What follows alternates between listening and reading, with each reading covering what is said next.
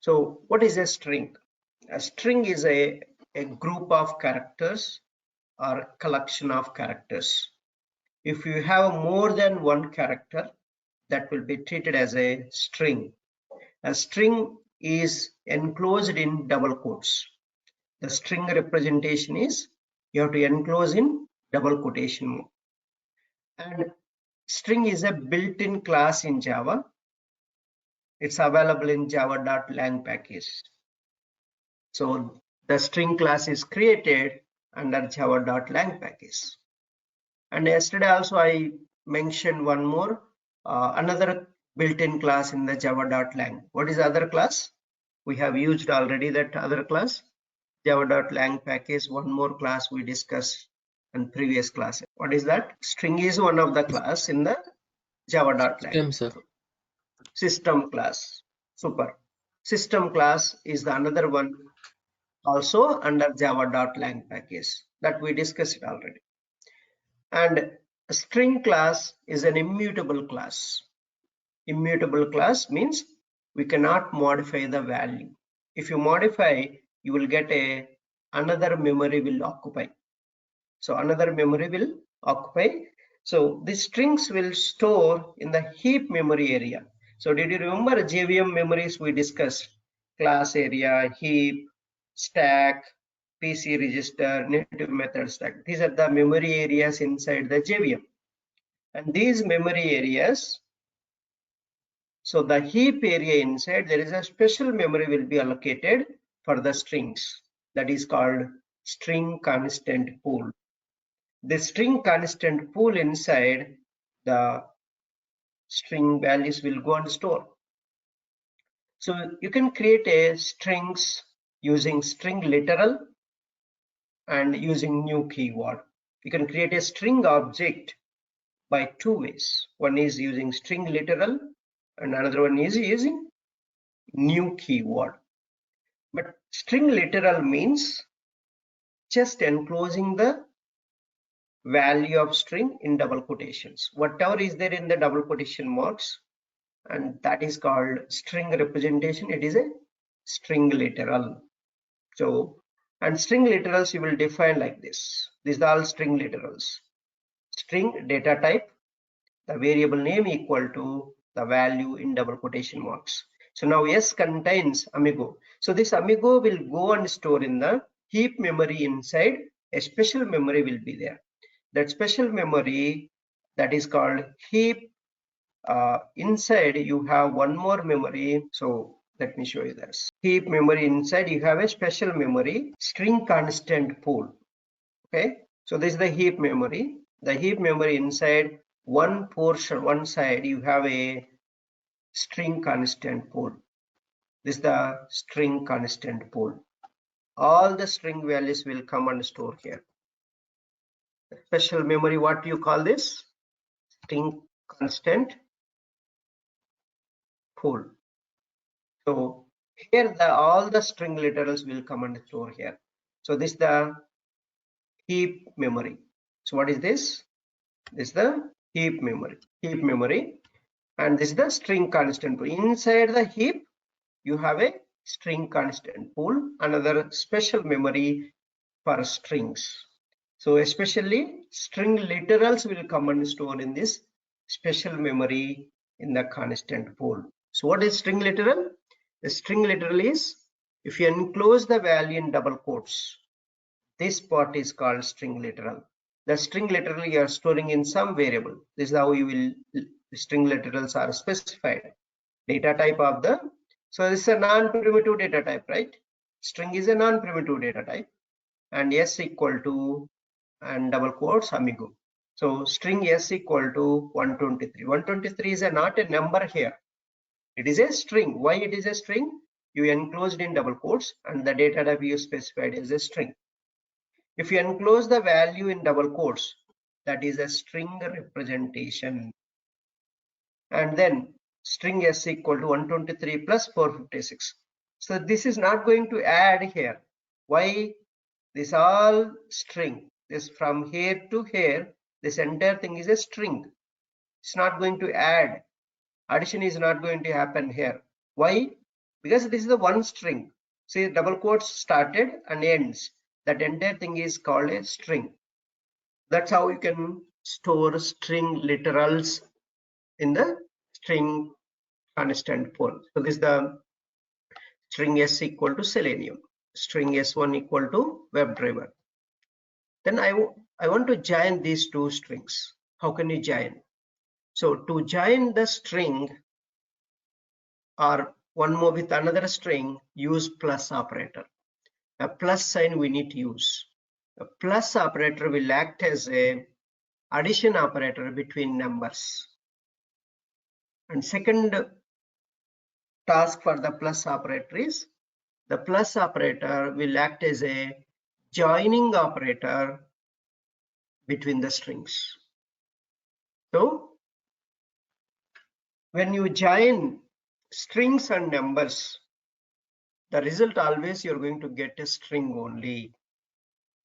So always in the print statement we have written many times. You remember the print statement inside. So can you see this?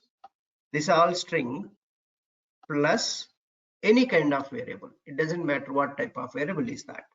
So string plus, this is joining, this plus operator joining this string and this output value. Both are joined together, combining the statement. That's a plus operator, joins the strings plus any other values. It can be float, it can be integer, it can be boolean, it can be character, anything you can join, or another string also you can join. So that's a joining operator in strings is plus sign you have to use. So let's see here. So one more example, string s equal to amigo one string. See that double quote started here, ending here. This is the one string. This is the one string. So how do you know how many strings are? Where double quote started, ended. That is one string. Plus. Plus means you are joining. This string you are joining with the next string is the best. Is the best is another string. So these two you are joining and you will get a new value. Amigo is the best you will get. Both are different strings. See that the next string started in double quotes again. In between these two strings, you are using a plus operator. This plus operator joins the string 1 and string 2, and you will get a new result. So that's another string you will get it. And even spaces also you can put in the string. So contains empty string also. This is the empty string it contains by this s. Now int x equal to 333, and you are joining string s equal to amigo plus x. So now for this string, you are joining the integer number. So what will happen? You will get a new string. Just now I told you. When you add strings and numbers, the result is string only you will get. That's what this example. I'm joining the integer number. X contains 333 integer number. That I'm joining with another string by plus operator. If this plus operator, what it will do, joins these two and you will get a new value. That is amigo 333 is the new string you are going to get it. So that's how to join the strings. Let's see more examples. Now I'm joining. So s plus s1. So what is the s value? We defined here Selenium. What is the s1 value? WebDriver. I'm joining these two variables. So now I'll get a new value, that is Selenium WebDriver, that I'm storing in this s3 variable. So when you automatically internally it will calculate, when you do s plus s1 internally it will calculate the result, you will get this one, the Selenium WebDriver. S value Selenium plus, see that plus is you should not enclose in double quotes. Plus is outside the double quotes, right? This double quotes after the plus. That means you are joining this one and this string with a plus operator. You will get a Selenium WebDriver. Then you want a space here. So there is no space here, right? Selenium and WebDriver in between. You want to give a space. Then what you need to do? Then another variable you store that output, a new string. So this string is different. and the one we are going to create now with the space, that is also different. So selenium first string plus, again the space I am putting in double quotes, space also I am giving in double quotes, and now I am joining this space with this selenium by plus operator. Now this space I am joining with the WebDriver by another plus operator. So two plus operator you are using because you are joining multiple strings right here. 3 strings you are joining. Selenium one string, space another string. This space to selenium, if you want to join, you need to use a plus operator again. And this space and this WebDriver you want to join, again another plus operator you are using. So anything you remember, if you want to join two things, you have to use a plus operator between them. And see that s plus, this is the same as this one, right? Directly variable I am calling here, s plus this space plus s1. So that's how to join. The final one you will get like this. This is different and this is different. Why? Because here you don't have a space, here you have a space. This is a new string and this is the another string. So this will store in the s3 with a name s3, and this string will store with a st. So that's how to join the strings with the plus operator. So now see that I am giving one more example. I can join with a number also. So this s is a selenium plus 23. 23 is a number. Whatever it is, it doesn't matter. That 23 will go and join with this s value. That is selenium 23 final output you will get. And this is the final output will store in s4 variable. All this will store in the string constant pool inside. So all these are string literals, right? Everything in double quotes inside.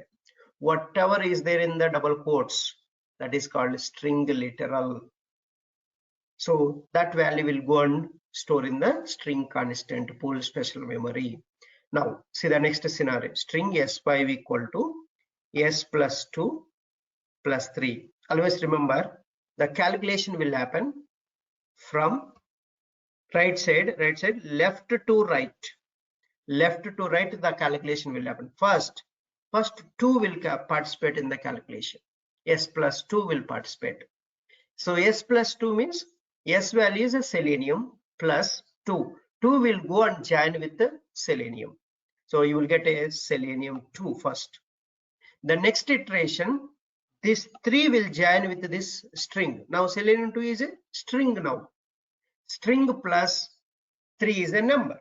Now 3 also will go and join with this selenium 2 value. The final output you will get selenium 2, 3. Any questions here? Remember the left to right, first 2 will participate in the calculation. That result plus next value. So you will get a selenium 2, 3 final output. So all 3 at a time won't participate. So remember. So generally, basically, the left to right calculation happens, but first 2 will participate in the first time. That output of these 2 will join with the next one. So that's how the calculation will happen. So after and before string. So now plus, this is plus, right? After and before the string, all plus operator act as a concatenation operator or a joining operator. So string before or string after, immediate after, that plus will act as a joining operator or concatenation operator. Now see the next scenario. String s6 equal to s plus bracket 2 plus 3. So first brackets will be evaluated right in the expressions. We have a rule. First brackets, Bodemas rule. Brackets, and then so next sequence will go. So the off, this is the off. The brackets inside whatever is there. But generally it should left to right, right? But in the expression, if there are brackets, first preference will given to brackets. So the brackets will be evaluated first here. So 2 plus 3, but 2 is not a string and 3 is not a string. So between 2 and 3, this plus operator act as a addition operator. Addition means what? So join, sum up. This 2 and 3 will sum up now. Now you will get this output 5. This output you will get a 5. Now again next session s plus 5 will calculate. Now how you got this 5? This is the output. The sum of 2 and 3.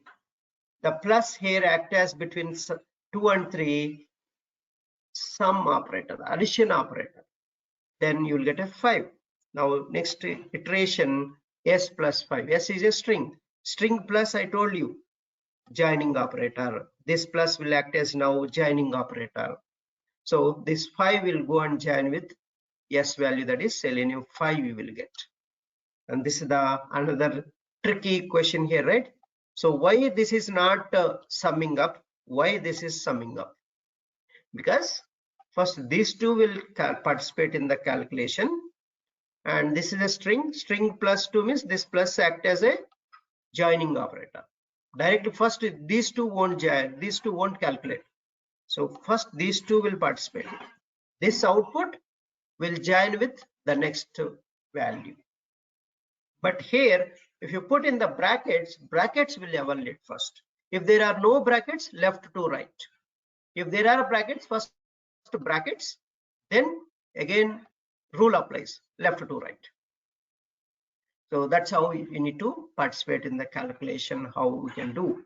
See that string s7 equal to 2 plus 3 plus s. Here no brackets. So that means rule, which rule? Left to right. First these two.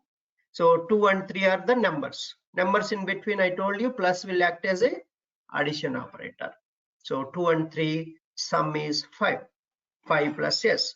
Now s before, s after, I told you the plus will act as always joining operator. Joins means what? This 5 will go and join with this s value, that is selenium. So 5 selenium you will get the value. Now another thing, string Sir, s8. please repeat this point, sir. So yeah, 2 and 3 is the numbers. Basically the rule I told you, left to right, the calculation. The left to right means where 2 and 3 first, but 2 and 3 is not a strings, right? 2 and 3 is not a string. Why it is not in double quotes? And both are numbers. Numbers in between, the plus operator will act as a addition operator. That's why we are joining 2 and 3 as a sum, and you will get a 5. Then these two outputs, 5 we got, then plus s. So 5 plus s means, I told you here the note. So before the string, the before string plus and after string plus will be acted always a concatenation operator or joining operator. That's why this 5 will go and join with the s value, that is 5 selenium you are getting. Catch the differences here and here. Here first you are starting with a string, but here first you are starting with the numbers. Numbers in between. If first starting with the numbers, the plus will act as addition operator between the numbers. But first you are starting with a string, the all plus will act as a joining operator. Now, any questions? Is it clear? Yes, sir. Okay. Now here, string s8 equal to 2 in double quotes plus 3 in double quotes. Now this is not a number, this is a string. Why? I enclosed in double quotes. Anything if you enclose, that will be treated as a string. So beginning of today's class, we discussed and clearly explained. Anything you enclose in double quotes, that will represent the string. And 2 plus 3, first these two will calculate, participate in the calculation. Both are strings. Strings in between plus will be a joining operator. Between the strings, the plus is always a joining operator. So these two will join first. So it is not going to add here. The sum is not going to happen here. Why? 2 and 3 is not numbers here. 2 and 3 is not a number here. So 2 and 3 in the string format. So you will get a 2, 3 once they join. So 2 and 3 are joining. So 2, 3 side by side will sit 2, 3 and plus another string, that is S. So you will get a 2, 3 Selenium output, final output. This is another thing. All combinations I'm showing. Understand very clearly. So what is what? How this joining is happening. Okay, I got the value. I'm storing in S8 variable. And now how can you print this? In the print statement, how can you use plus operator? So what are the different ways? Let me show you that. System.out.println is a print statement in Java. We know that, right? We use it several times, this one. S8 value is in double quotes. If it is in double quotes, what I told you, it's a string representation, string value. Then plus S8. S8 is another string, but you are joining this value with the S8 value. S8 you should not keep in double quotes. Why? This is the variable. Variable contains this value. So that value will join with this string. Now S8 value is 23 Selenium will print in your console. Now another print statement. So all possibilities I am explaining. S8 value is plus, but I kept S8 in double quotes. What will happen? This is another string, it will be treated.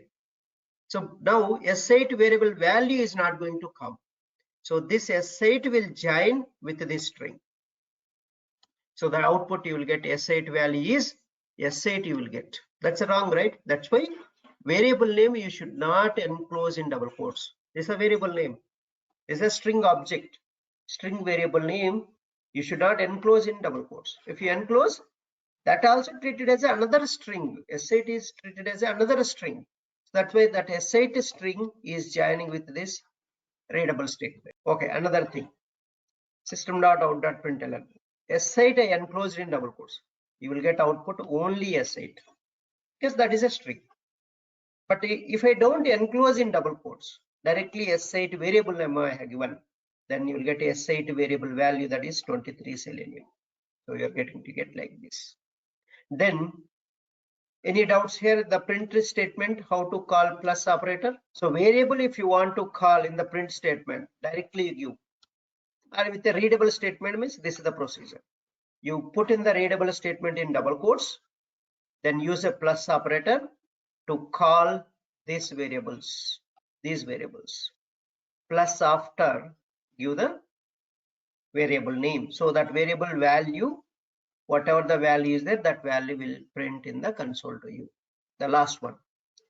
Another complicated I have given string S9 equal to S plus bracket 4 plus in double quotes 3. But what will happen here? Left to right it should happen. But here we are getting a brackets. First brackets inside will evaluate, right? And the expression will evaluate. Now you will get output here. This is the number, but this 3 is a string. So what will happen?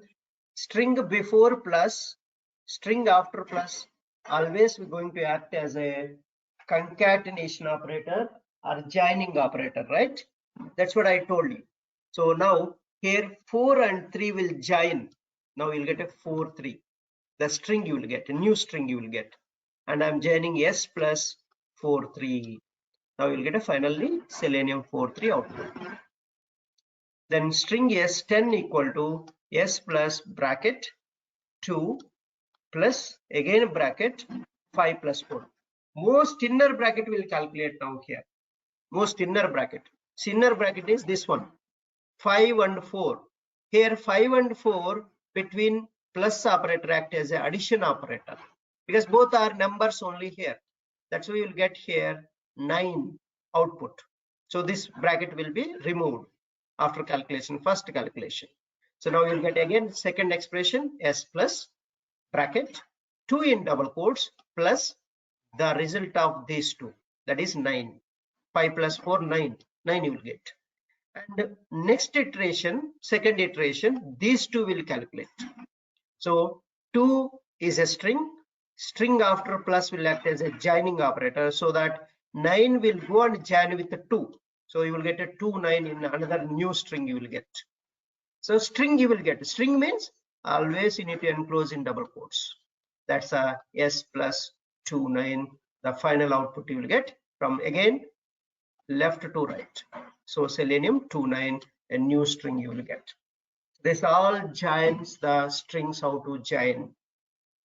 That's all about how to join the strings. Any questions? You can see here how to call. See that the variable name directly you are calling here. You are not putting in double quotes. The variable name you should not enclose in double quotes. See, string s equal to am.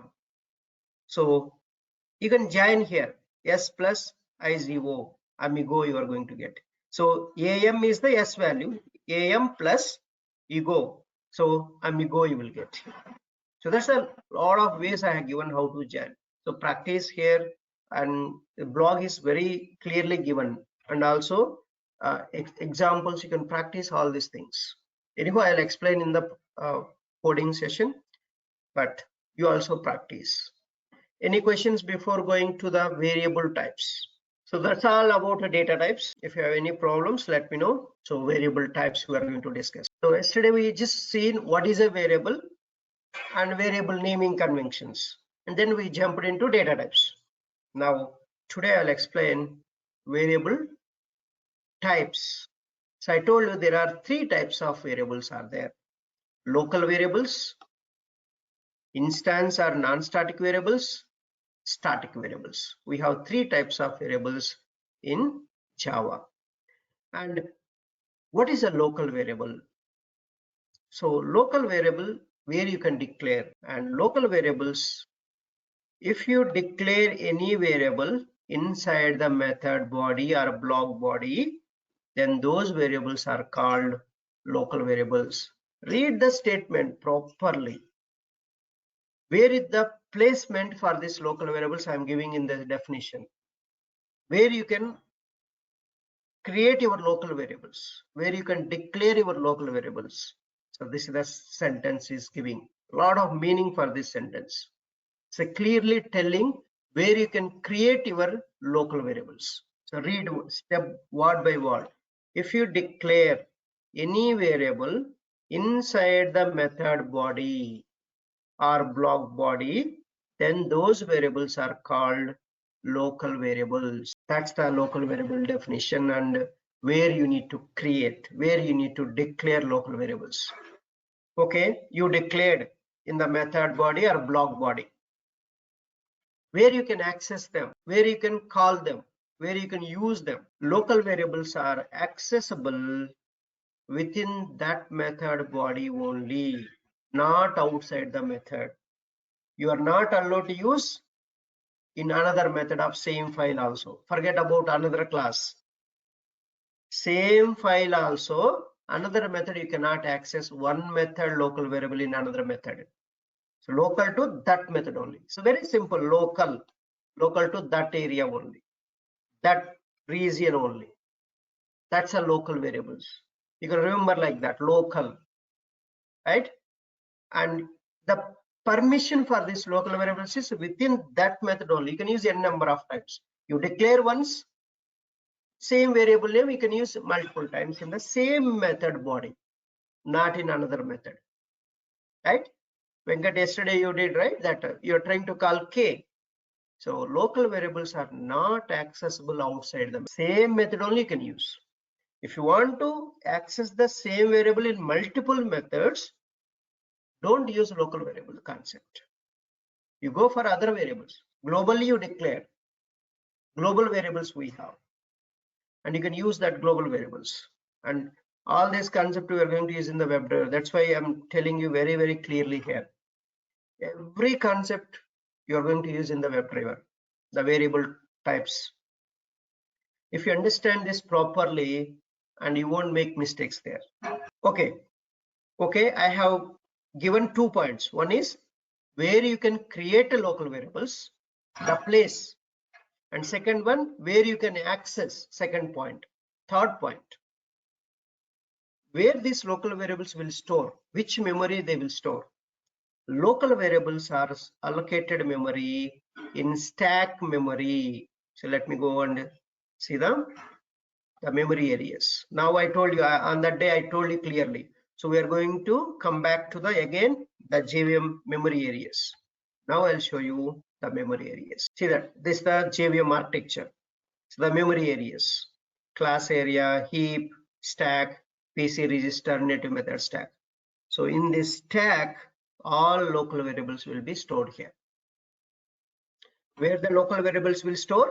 In the stack memory, local variables will store. And that's why we are calling them stack variables also. So these are also called stack variables. 3 points I covered here. So what are the 3 points? Where you can declare or create the local variables, where you can access, and where you cannot access. Both points I covered in the second line. And third line, where these local variables will store in the memory. Third point I have covered. And fourth one, mainly 3 points for every variable. So fourth point is the syntax. So this will be destroyed from the stack. So in this stack memory, this will be destroyed. Once it will store, once you create, it will store in the stack memory. Once you create, the execution of the method is over. For every method execution, one frame will create. One frame will create. So that frame will be destroyed once the method execution is over. So once that method executed, the entire local variables and will be cleared from the stack. It will be destroyed. Next time when you load again, then it will store again stack. When the execution calls, again it will load in the stack. Execution is done, then it will be cleared from the stack.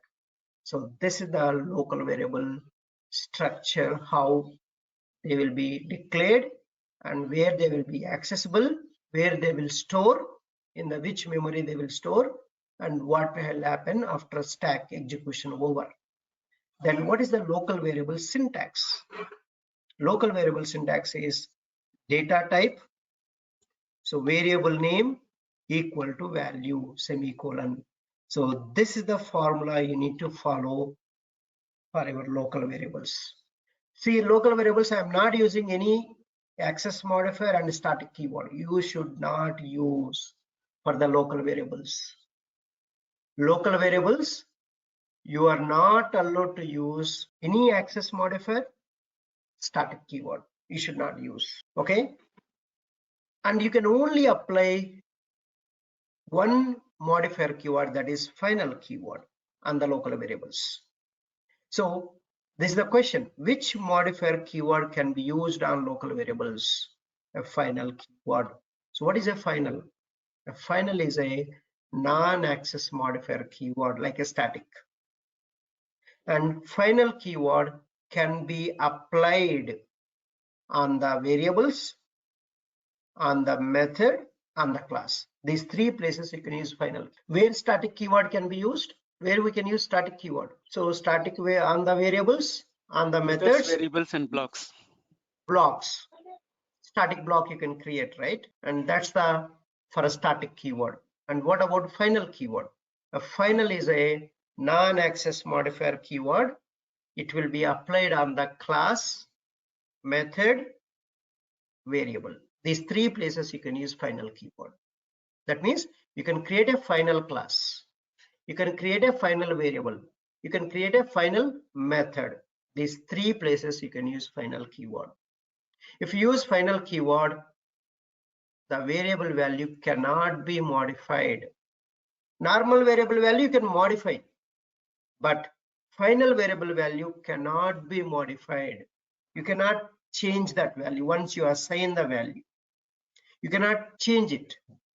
That's the difference between normal local variable and final local variable or any other variable. Normal variable values you can change. So next line you can change, right? That I have shown you yesterday also. But final variable value you cannot change. You cannot modify basically. That's a constant. So final keyword mainly used to create the constants. So entire project you want to use that data. That's a constant data. And you use final keyword. It's clear? Nobody should not change that and then use final keyword. Even if they change also, it will throw error for them. So it won't affect your cases, your test cases. That's a final keyword when to use and normal variables when to use. So it's clear about final keyword. Final is a non-access modifier keyword. So let me note down here. What is a final? Final keyword. Final is a non-access modifier keyword, so which can be applied on class, method, and variable. These three places only you can use final key. And so class and method I'll tell you later. Why I am not going to explain on final class and final method is we need OOPS concept to explain that. So only variable topic has come. I'm explaining final keyword for the variable. Okay, you have used final keyword on the variable. What will happen? Final variables data cannot be changed and cannot be modified. Cannot be changed or cannot be modified. So once you assign the value, that's a fixed. You cannot modify. That's a final keyword, right? Is it clear? Now, what is the final variable syntax? So just a final keyword you are adding on the local variable syntax. Here, normal variable syntax is you are starting directly with the data type. Data type, variable name equal to value. This value you are assigning to this variable. But final variable syntax is final data type, variable name equal to value, semicolon. Okay. How can you tell this is a local variable? What is the conditions? What are the conditions?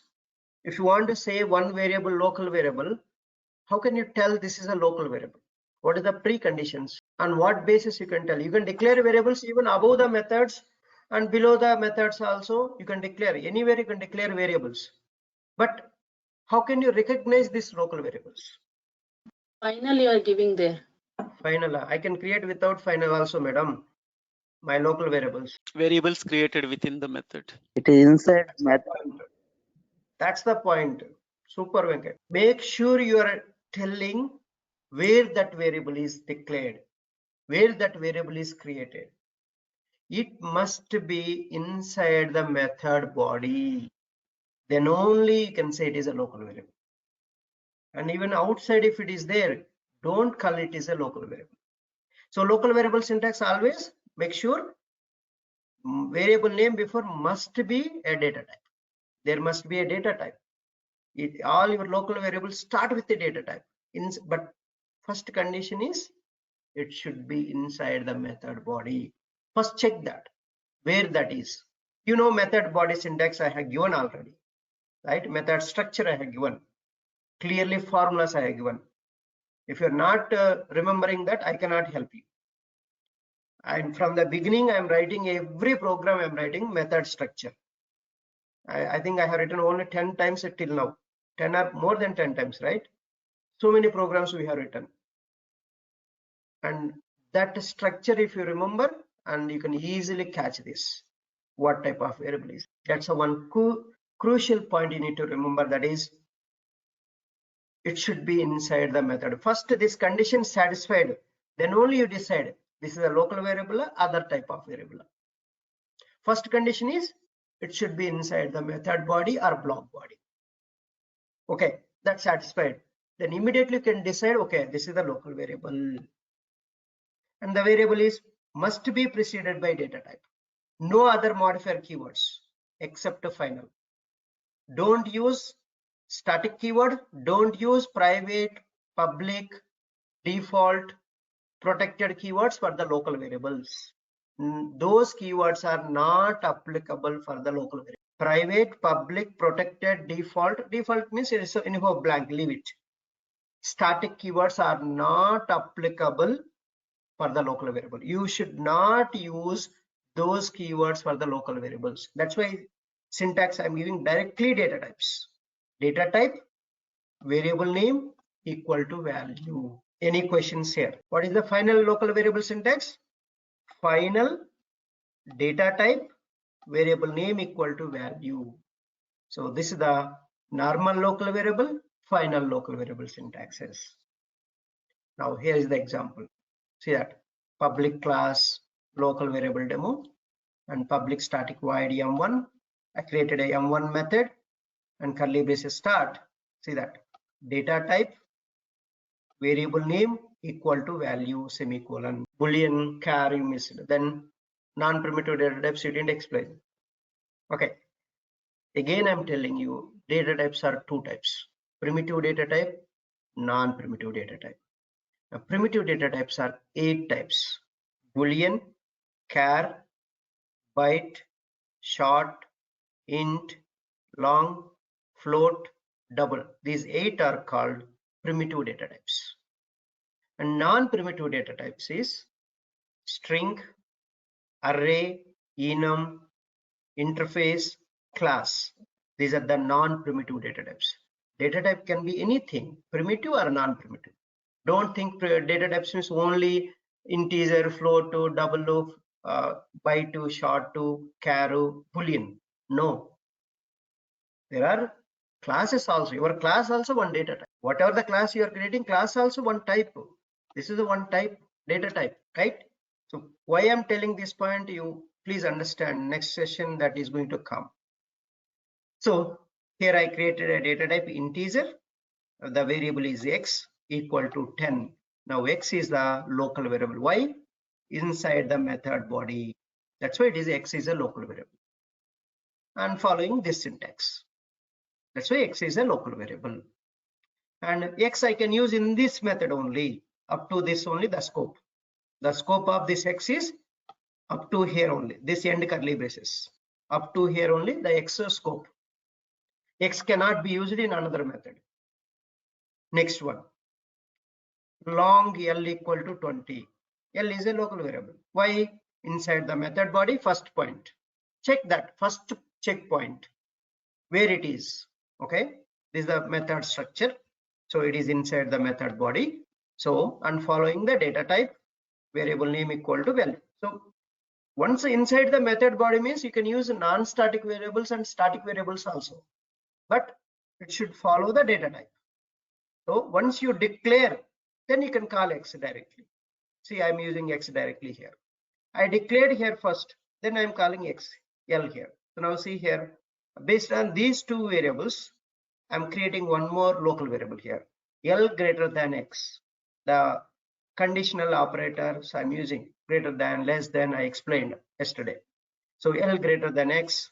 So that is this output is going to store in this local variable. That is Boolean type of data I'm getting. So 20 greater than x is a true. True means the true will store in this B. True is of type Boolean. So now B is a local variable, L is a local variable, X is a local variable. So all are following this syntax. That's why local variables you can declare only inside any method. Not necessary it should be static method. See, I created another non-static method also. Private void M2. Non-static method also I can declare my local variables. So what is the local variable syntax? Data type variable name equal to value. So data type is a float. You can use any data type. I just use it here float. It's up to you. I have given that data types, 8 data types and non-primitive data types I have given. You use which data type data you want to store. It's your choice. That I'm giving a generic formula, this one. Based on this generic formula, you derive your own variables. You create your own variables. So that's why always follow this formula to generate more variables. So float is the data type and variable name is f equal to 5.6f. Always float you have to represent with capital F, right? To differentiate a double and float. Now f is a local variable. Now Boolean b1 equal to false. Now b1 is a local variable. Why? Inside the method and followed by this syntax. Now double d equal to f plus 35.5. Now d is a local variable. So this is the local variable concept. So this method x, I cannot use this m2 method. Why? X is scope is till this M1 only, and this F I cannot use in the M1 method because F scope is for M2 only. So that's the local variable concept. Any questions? It's okay. You're not talking. Good. So next variable type is instance variables or non-static variables. Instance, instantly you want to give the value to the variable. So that's why the name they have given instance variables. Non-static variables. Non-static. So the English words you catch very clearly, the meaning itself it is there in that words. That's why I'm asking you read carefully. And what is instance variable or non-static variable? Here is the definition. If you declare any variable outside the method and inside a class without a static keyword, then that variable is called instance variable. Read one more time. If you declare any variable outside the methods and inside a class without a static keyword, then that variable is called instance variable. Okay, definition I have given. Where to declare instance variable I have given to you. If the definition itself, that's why definition you read multiple times and you can understand where you can declare this instance variable. Even though I have shown you already before coming to this topic where you need to declare static variables, where you need to declare instance variables, but now we are seeing practically the definition clearly giving that. Okay, I declared my instance variables. Where can I access? So these are the 2 points. Non-static variables are accessible within any non-static method only. Non-static data in non-static methods only. Non-static variables are not accessible within any static method. You cannot use non-static data or non-static variable inside the static methods directly. You cannot use. It will throw error. But in any non-static methods, you can use that non-static variable. Directly you can use non-static variables. You can use directly in non-static methods. No problem. But you cannot use non-static variable inside the static methods. I have shown you that in the main method is a static method, right? Main method we called, but it was throwing error. So these are the points is clearly explaining where you can access, where you cannot access. That means where you can use that variable, where you cannot use that variable. I'm giving very clearly with these points. Okay, the declaration you understand now. The where you can access you understand now. Now, what is the memory? So which memory this will store? So non-static variables and non-static methods will store in the heap memory. In the heap memory they will store. When they will store? When you create the variables, will it store? No. So another twist here. So understand, you created a instance variables. Will it allocate memory in the heap? No. So that's the another point. The point here is, if you create object for the class, then only memory allocates for the instance variables and instance methods of that class. So what is the object? So you need to create object for the class. Once you create object for the class, at runtime, the memory will allocate. That's why it got a name, instantly memory allocates. That's why they got name instance variables. Instantly memory allocates in the heap, and then the values also you can assign instantly at runtime only. For each object you can give different values for the instance variable. Instance variable is unique, not common.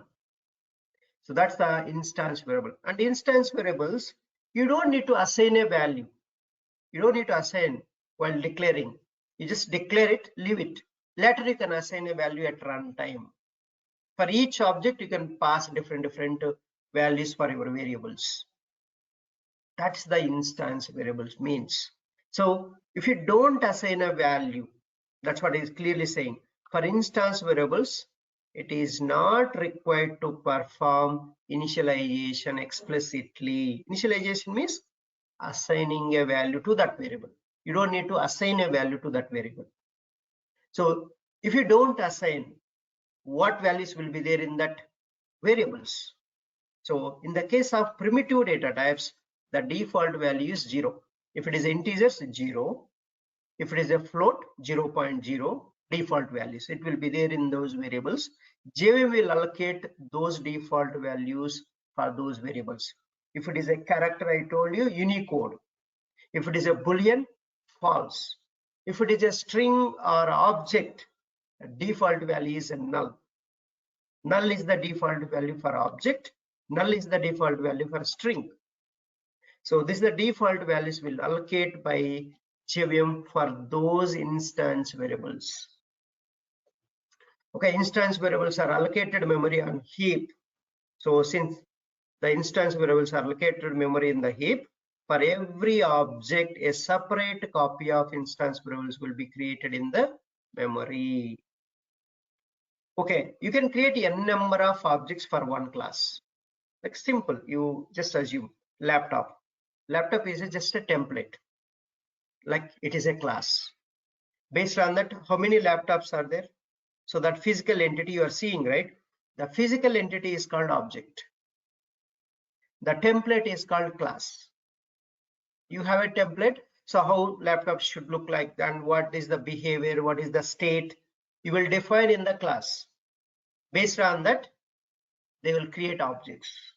So that means a class has a template. Based on that class, you can create n number of objects, and that object you create, every time you create a new object, and all these instance variables and instance methods will go and store in that heap memory and that memory address. So the heap, every time a special memory will be created here.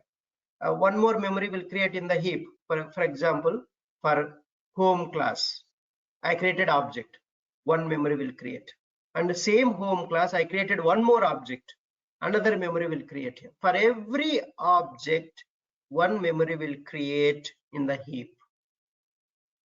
So you can create n number of objects, and every time you create an object, the memory will allocate in the heap area. So in that memory address, your instance variables of that class and instance methods of that class will come and store in that memory address. That's the instance variables and instance methods where they will store.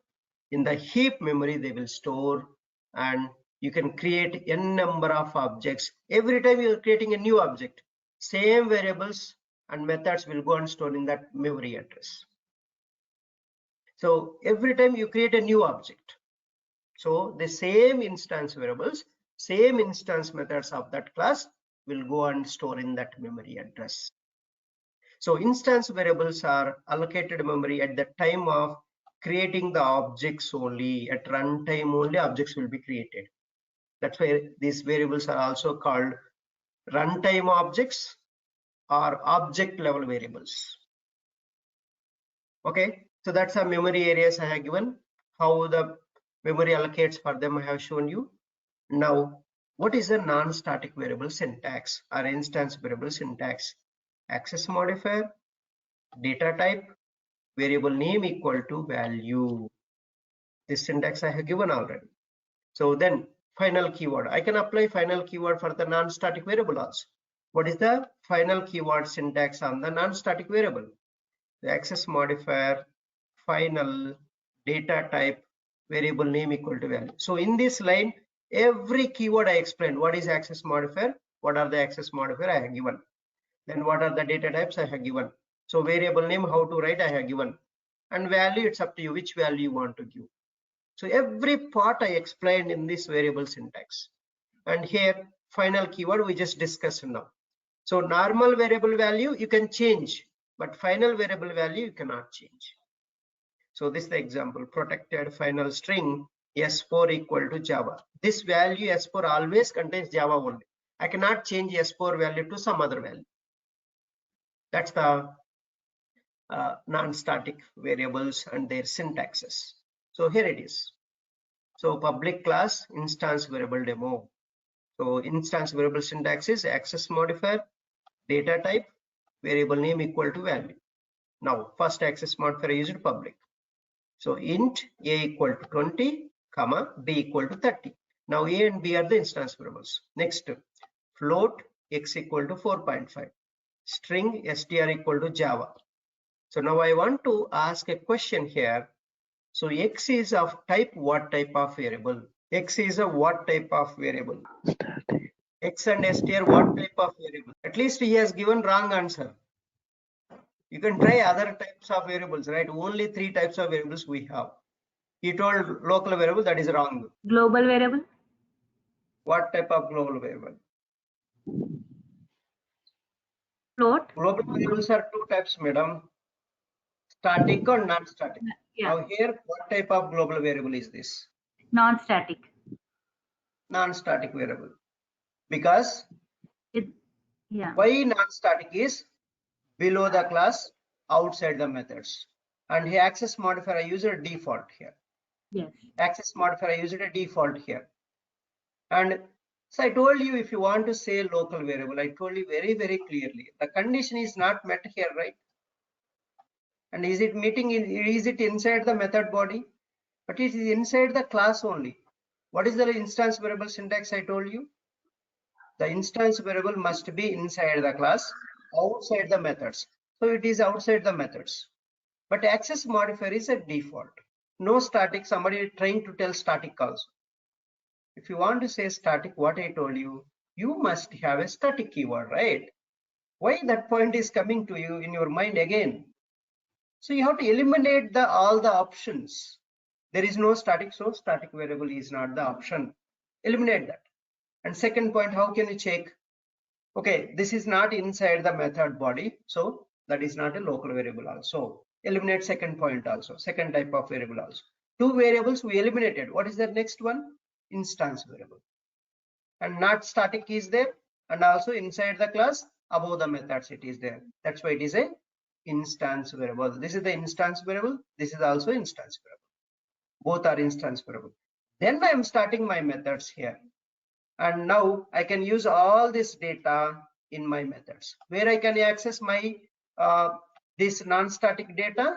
In non-static methods only I can see that. See, I didn't declare A and B inside the method here, but I declared here, I'm using here in my method. And now sum is a what type of variable? Local variable. Local variable, because it is inside the method and following this syntax. That's why sum is a local variable. And next one, see that M4, another one, 3.5f plus a plus b. See, I declared one time here. I use it in this M3 method. I use it in M4 method also, a and b. I don't need to declare it again and again. So that's the advantage with the instance variables. You can use in the instance methods only. Now here I created a static method. So int m equal to 5 multiplied by a. Is it right? Now this line will give you error here. Why it will give error here? Well, I told you non-static variable you should not use inside the static methods. That's why it will throw error here. So that is the reason it will throw error on this method inside this line. Because A is non-static data, but you are using in the static methods. So what is the point here? I told you non-static data cannot be used inside the static methods, but I am using. If I am using means it will throw error, right? So it will throw error on this line. So this is all non-static data and local variables. And if you have any questions, let me know. We'll see tomorrow.